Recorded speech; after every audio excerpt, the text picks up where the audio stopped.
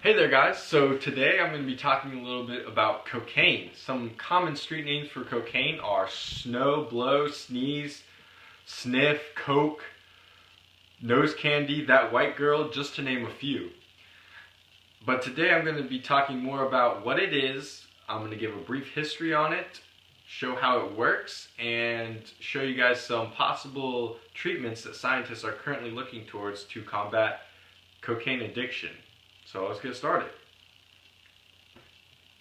Cocaine is extracted from the leaves of coca plants that are mainly grown in South America and South Africa. It is a very powerful stimulant that creates a short, euphoric feeling and also increases your heart rate, which leads to heart attacks and stuff like that.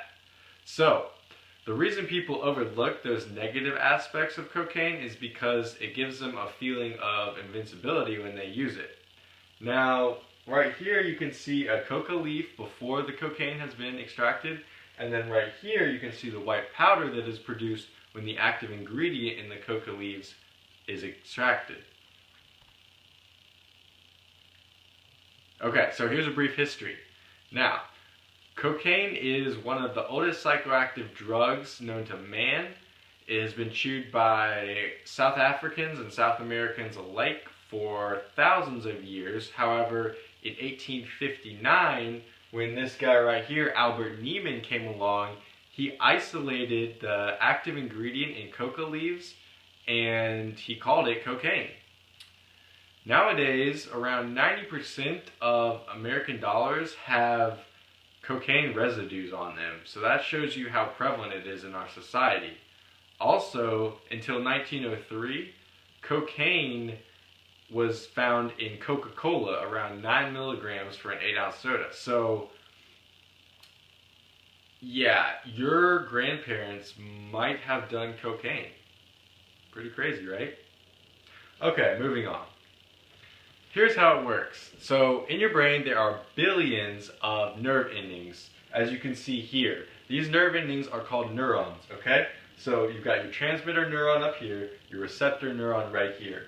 The blue stuff is called dopamine, a neurotransmitter that makes you feel very good. The white stuff is that white girl. So basically what happens is your transmitter neuron releases dopamine on a regular basis, okay? For doing things like eating, sleeping, drinking, things that are necessary for your survival, basically. So that's normal, but when cocaine enters your system, it actually increases the amount of dopamine that's created in the transmitter neuron, and it tells it to send it over to the receptor, and then usually the receptor will send the dopamine back, but cocaine inhibits the reuptake process where the dopamine goes back across to the transmitter to be reused.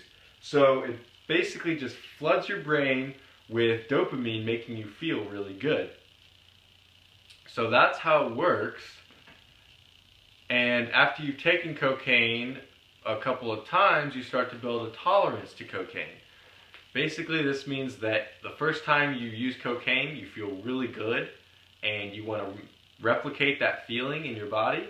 So you try to do it again, and you don't get the same feeling, and you take more of it, and it just spirals out of control. Now, one of the other factors of addiction is the fact that cocaine is a very short-lived high.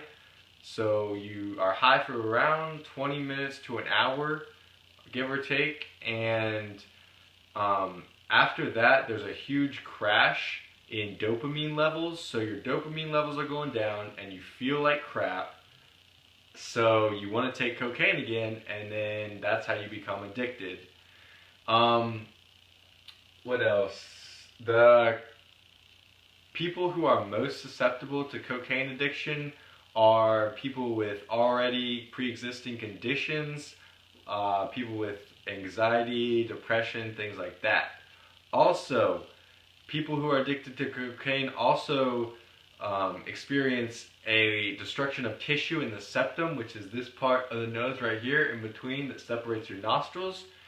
If you want to look at some really gross pictures, go online and Google people without a septum and try not to throw up. So yeah. Here are some attempts to treat addiction. There is a behavioral treatment, which basically means you don't take cocaine, you receive a certain amount of points every day you don't use cocaine, and then those points can be used to obtain things that are beneficial to your health, like, I don't know, say a gym membership or something. Also, there's cognitive behavioral treatments, which are more geared toward assessing the situations where you might be tempted to use cocaine and then creating an active plan as to how you're going to avoid those situations and avoid the risk of cocaine use in general. Then there's interventions, where a group of people get together, they call a cocaine addict in, and they say, well, we love you, and why do you have to do this to yourself? Why do you have to do this to us? They start crying, and then hopefully the cocaine user stops using cocaine. Also, there's counseling and education, which is more of a professional field where you go to a professional and he gives you advice. Maybe he's been there, he's been through what you're going through, and he gives you advice on how to not use cocaine. Then we get to the pharmaceutical aspect of cocaine treatment.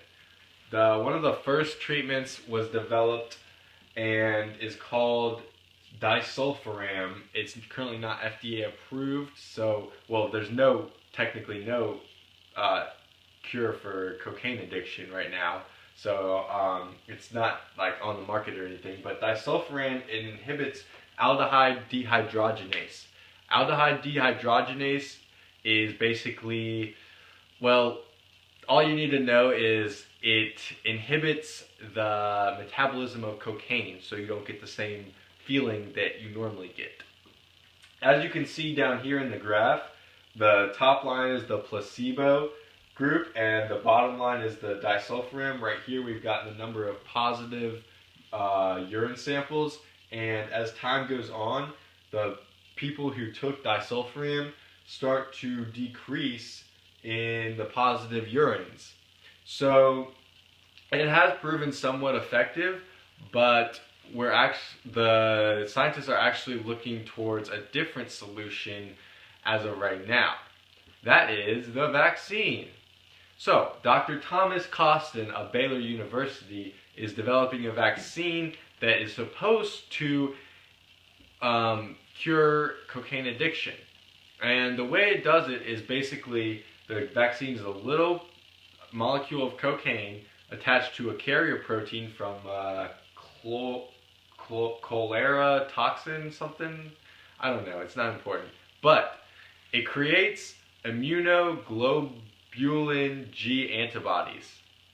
Those antibodies attach to the cocaine as you snort it, and it makes a larger complex which is too big to pass through the blood-brain barrier and hijack your neurotransmitter and your neurons and all that stuff. So, unfortunately, the drug takes around 3 to 4 vaccinations to actually take effect, and after those, you have to continue giving boosters to see positive results in the future. Here is a little bit of a picture showing how the vaccine works. So up here you've got the unprotected or unvaccinated group, right? You got the brain, blood-brain barrier, and then you got the blood right here. Cocaine, the little yellow dots into the blood, easily pass through the blood-brain barrier and hijack your neurotransmitters. Down here, you administer the vaccine, which is these Y-shaped red things. Then, those build antibodies, those immunoglobulin G antibodies, and when the cocaine enters your system, they attach to the cocaine, creating the size enhancement, and they don't allow the blood-brain barrier to be penetrated by the cocaine molecules. Now, as you can see right here, one of the cocaine molecules has made it past the barrier, And that basically just means that the vaccine is not perfect. You're not going to have the perfect amount of antibodies in your system to fight the cocaine molecules as they enter. So it really varies depending on the person as far as the effectiveness of the vaccine. So, as far as the vaccine and the other treatments go, they're still doing clinical trials. The effectiveness of the drug is really dependent on your immune system response to the vaccine. And that varies by person, so there's no, perfect solution.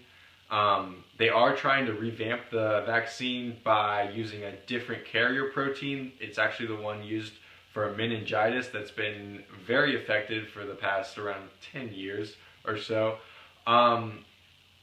Also, researchers say that the best way to combat cocaine addiction is to use a cognitive behavioral, and vaccination therapy all combined together, which is very time consuming, and to be honest, I don't think a lot of cocaine users would be willing to go through all that, but that's just a personal opinion.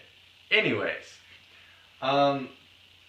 the injection into non-addicts is still up for discussion. Basically, the idea behind that is they think that if you inject someone who's never taken cocaine, then if they ever take cocaine in the future, they already have the antibodies in their system and they won't become addicted. So that's the hope for the future, and that's about all I have. If you guys have any questions, just let me know. I hope you learned something, and good luck on the final.